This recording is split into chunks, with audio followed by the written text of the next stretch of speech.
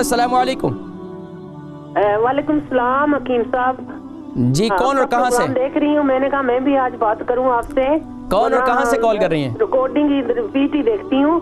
नहीं, last time repeat हुआ, वैसे तो माशाल्लाह हमेशा ही लाइव होता है, क्योंकि तबीयत जब नासाज हो हमारी भी तो फिर मुश्किल हो जाता है यहाँ पहुँचना भी, बर्मिंघम से लंदन। जी, तो मैं मिसेस अली बोल रही हूँ बर्मिंघम से। मुझे ना मैदे की बहुत सख्त तकलीफ है। अच्छा। तो डॉक्टर तो कुछ वो कहते हैं, पता नहीं कोई कीड़े होते हैं, HP ग्लोरी वो है पेट में, तो वो बहुत दवाइयाँ दे रहे हैं, पर मुझे उससे फर्क नहीं पड़ता। अब मेरा पेट ब्लोटिंग होना शुरू हो गया। मैदा मेरा ना फूल कर इतना सामने पता चलता बाहर निकल रहा है, पर कुछ नहीं है। उन्होंने अल्ट्रासाउंड किया है, कुछ नहीं है। अच्छा, ये बताइए आपकी उम्र कितनी है? मैं 65। अच्छा, ये और वजन कितना है? 84। अच्छा, ये बताएं कि ये मैदे की बीमारी आपको कैसे महसूस होता है? दिन में दर्द होता है या आपको सिर्फ उसमें जलन रहती है या खट्टी डकारें आती हैं? क्या महसूस होता है आपको? दर्द होता। अब मुझे दर्द होता, चलूं भी ना तो मुझे पता चलता है ये पेट का वजन नहीं उठा सकती, मेरे मैदे में दर्द होता है। अच्छा, डॉक्टरों ने CT स्कैन वगैरह या इसके अलावा कोई टेस्ट वगैरह करवाए आपने? यही कहा है कि HP ग्लोरी कीड़े होते हैं, पता नहीं। हाँ, एक डिजीज होता है। हाँ, वही कि वो सोए रहते हैं, तो बस जब आपको मैदे में तकलीफ हो तो जाग जाते हैं। तो उन्होंने इसके लिए आपको इलाज बिल ग़िज़ा में कोई चेंजिंग करवाई है?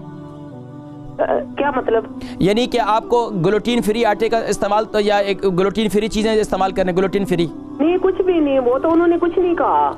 चले आप प्रोग्राम देखें, मैं जिक्र करता हूँ। बर्मिंघम से हमारी एक और बहन थी, इनकी उम्र 65 है, 84 इनका वजन है।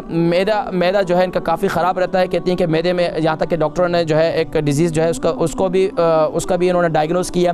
तो मैदे की तकलीफ़ के लिए सबसे बेहतरीन चीज़ जो है ना आपके लिए, दिन में रात को सोते वक्त जो है आप क्या करें, नीम गर्म पानी के अंदर या गर्म पानी के अंदर आप उसको इंजीर को गीला कर लें। सुबह उठकर आप इंजीर खाएं, इंजीर का इस्तेमाल करें। इंशाल्लाह ये मैदे के लिए इंतहाई मुफीद है। इसके साथ साथ अगर मैदे में बहुत ज़्यादा जलन रहती है, मैदे में बहुत ज़्यादा तेज़ाबियत रहती है, तो अब उसके लिए क्या करें, एक कावा है वो इस्तेमाल करें। वो क्या चीज़ है? बहुत आसान है, सिर्फ ज़ीरा, सौंफ और मिंट, इसका कावा बनाएं। और कावा जो है जब भी आप खाना खाएं, खाने के बाद जो है थोड़ी सी सौंफ चबा भी लिया करें, और इसके साथ साथ जो है ये कावा जो है तकरीबन खाने के 1 घंटे के बाद इसे इस्तेमाल करना शुरू कर दें।